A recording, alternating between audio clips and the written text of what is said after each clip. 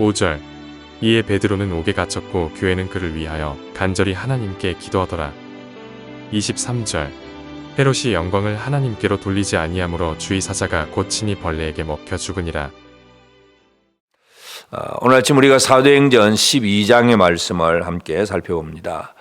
교회가 이 땅 위에 세워지게 될 때에 사탄은 어떻게 하든지 교회가 세워지지 못하도록, 또 교회가 잘 성장하지 못하도록 방해하는 것이 기본적인 사탄의 전략입니다. 그래서 제일 첫 번째는 예수님의 부활 소식을 전했을 때에 부활을 싫어하고 부활을 믿지 않는 사두개인들이 나서서 사도들을 핍박을 했습니다.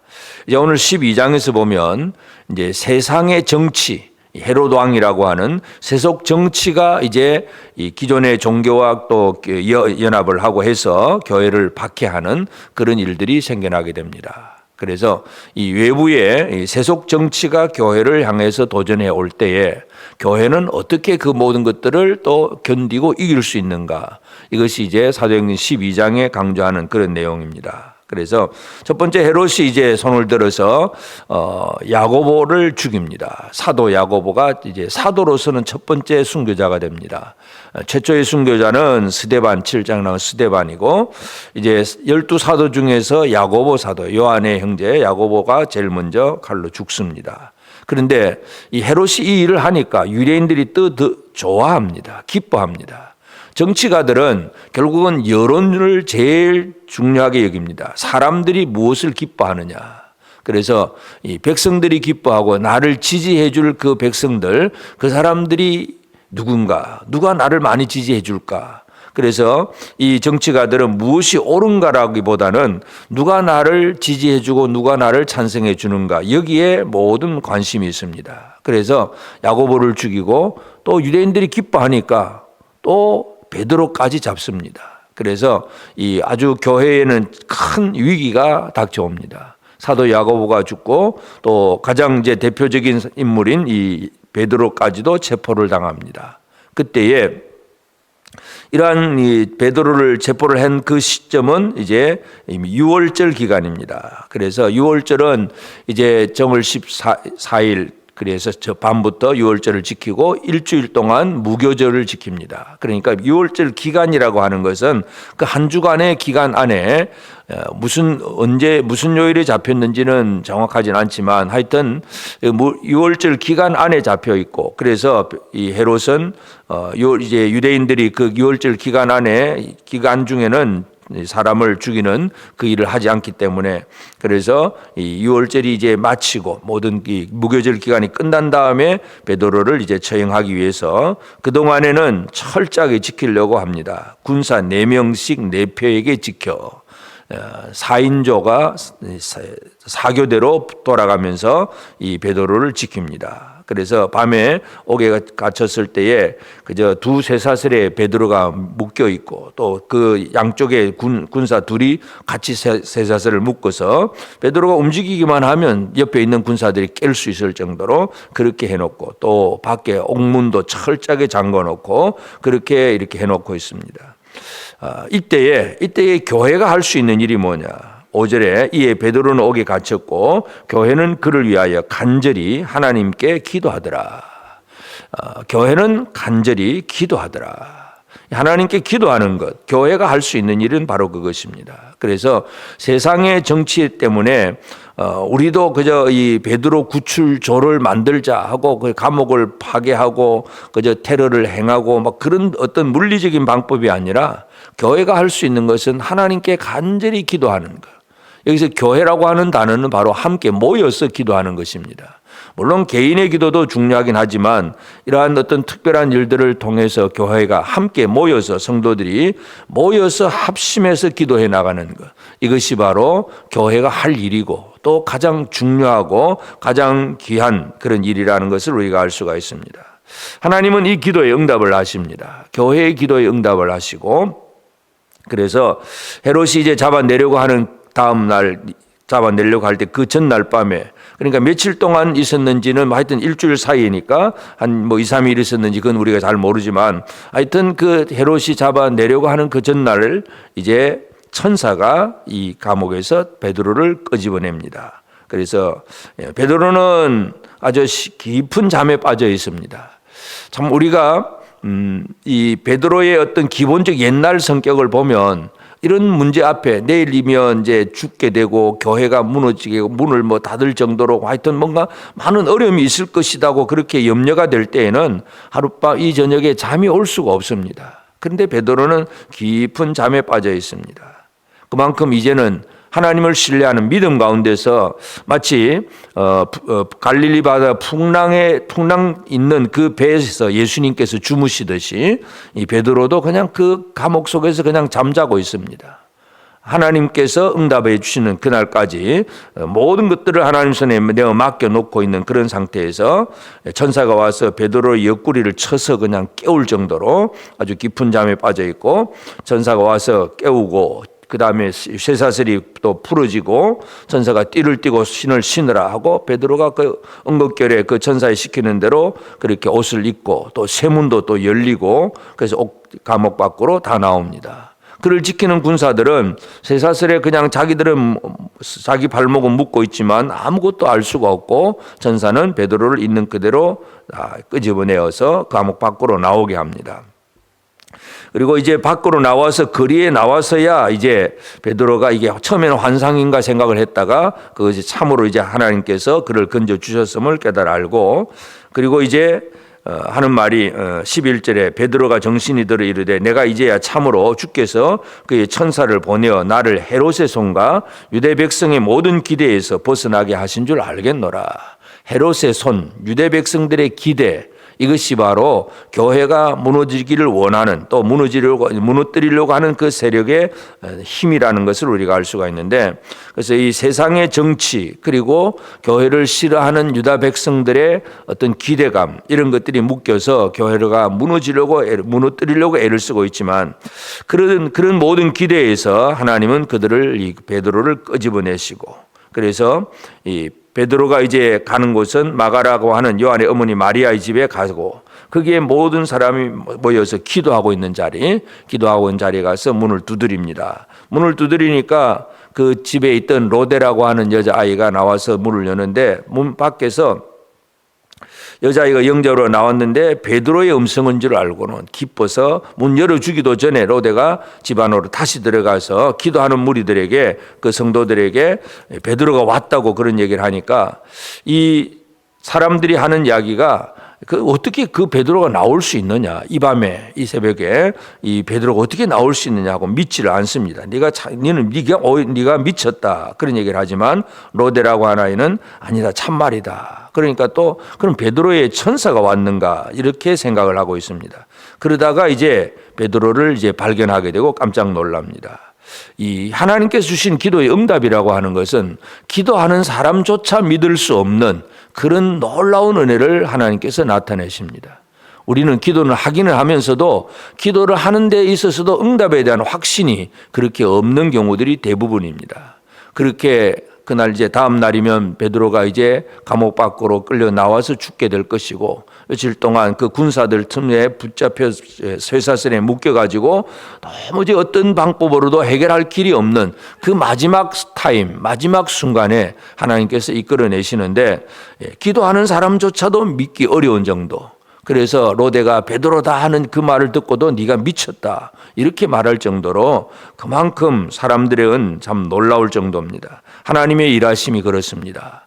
우리는 기도할 뿐인데 하나님은 우리가 기대하는 그 이상으로 놀라운 은혜로 역사하신다는 것을 우리가 알 수 있고, 그 다음에 이제 날이 샌 다음에 이제 헤롯은 베드로를 끄집어내라 했는데 가보니까 베드로가 없으니까 군인들을 오히려 신문하고 군인들을 죽여버립니다.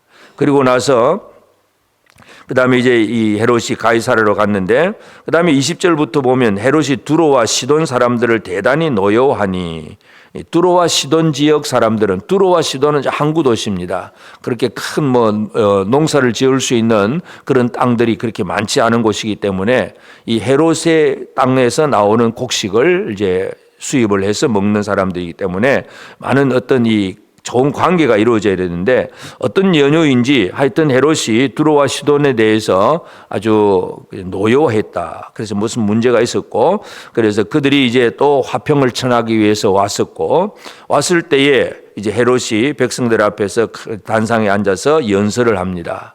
근데 연설을 하니까 이제 헤롯에게 잘 보여야 되는 사람들은 아주 아첨하는 소리를 합니다. 그래서 아첨하는 소리를 어떻게 하면 이건 신의 소리요, 사람의 소리가 아니다. 헤롯은 신이다. 이렇게 얘기를 합니다. 그러니까 헤롯이 그 영광을 자기가 받고 내가 어떻게 신이냐, 난 사람이야 이렇게 말하지 않고 자기가 신인 것 같이 착각하면서 그 영광을 받게 될 때에 하나님께서 곧 헤롯을 치고 헤롯이 곧 죽습니다. 벌레에게 먹혀 죽으니라 그랬습니다. 그래서 이 복통이 일어나고 나중에 죽고 나서 보니까 뱃속에서 벌레들이 막 기어 나오는데 이런 이 헤롯의 죽음, 하나님께서 헤롯을 처리하신 방법, 베드로는 헤롯의 손에서 건져내시고 영광을 자기에게 돌리는 헤롯은 하나님께서 쳐서 벌레에게 먹혀 죽는 가장 비참한 인생이 되게 하는 그런 것을 분명히 기록을 하고 있습니다. 그래서 오늘 우리가 이 사도행전 12장의 내용은 이런 박해 속에서도 교회는 어떻게 존재할 수 있는가 하는 문제, 핵심 열쇠는 바로 교회의 기도입니다. 오늘 우리 성도들이 함께 모여서 합심해서 나라를 위해서 기도하고 또 어떤 사람을 위해서 기도하고 교회를 위해서 기도하고 뭔가를 위해서 기도해 나가는 성도들이 함께 모여 기도하는 교회의 기도가 이루어지게 될 때에 이 기도에 하나님은 응답하시고 교회는 하나님의 응답하심으로 말미암아 세상의 왕들, 어떤 이 헤롯을 치기 위해서 군사를 동원하거나 어떤 더 큰 세력을, 어떤 인간적인 세력을 만들어내거나 이런 얘기를 하는 것이 아니라 하나님의 그 놀라운 능력으로 이 모든 일을 다 정리하신다는 것을 우리가 알 수가 있습니다. 이 시대에도 우리에게 가장 필요한 것은 바로 교회의 기도입니다. 성도들이 합심해서 함께 모여서 한 마음으로 함께 기도해 나가는 이 기도의 능력으로 교회가 든든히 선다는 사실을 우리는 다시 한번 기억할 필요가 있고, 그래서 24절에 보면 하나님의 말씀은 흥황하여 더하더라.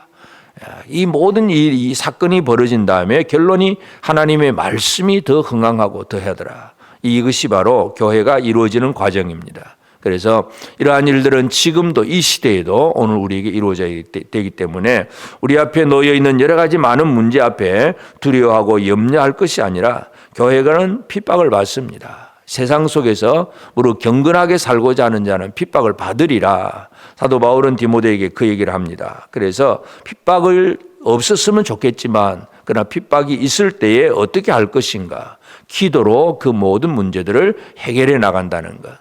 그래서 함께 합심해서 기도하는 기도의 능력에 대해서 우리가 생각을 해야 되겠고, 그리고 그 모든 일이 이루어지는 과정 속에서 우리가 늘 주의해야 될 것, 이 헤롯이 영광을 하나님께 돌리지 않고 자기에게 영광을 돌리다가 벌레에게 먹혀 죽습니다. 우리가 어떤 일들이 이루어질 때에 모든 영광을 하나님께 돌릴 줄 아는 그런 삶을 살고, 오늘 이 하루도 기도로 하나님의 은혜를 누리고 또 은혜를 누리며 뭔가 잘 되어갈 때에 영광을 하나님께 돌릴 줄 아는 그런 삶을 통해서 오직 하나님의 그러한 뜻을 이루고 사탄의 모든 공격을 이겨내고 승리하는 복된 삶을 살아가는 우리 모두가 되어지기를 주의 이름으로 축복합니다. 기도하십시다. 이제 오늘 받은 말씀으로 함께 기도하겠습니다. 우리의 신앙을 공격하는 사탄에 대해서 성도들이 함께 모여 기도하는 교회의 기도가 잘 이루어지도록 성도들의 마음이 하나 되어 합심하여 기도하는 교회가 되게 하옵소서.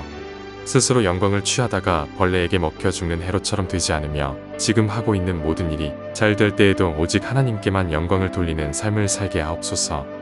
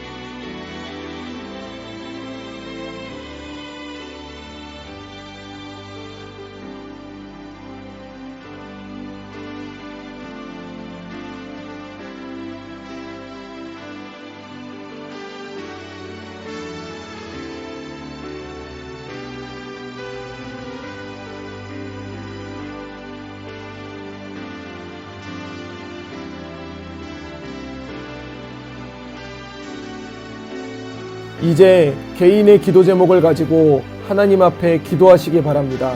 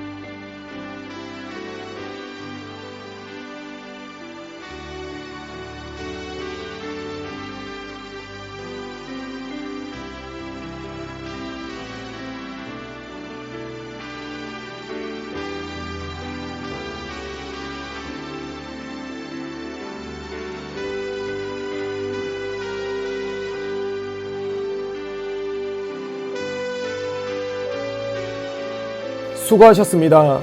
오늘도 하나님의 인도하심 가운데 승리의 하루를 보내시는 우리 재건부평교회 모든 성도님들이 되시기를 주님의 이름으로 축복합니다.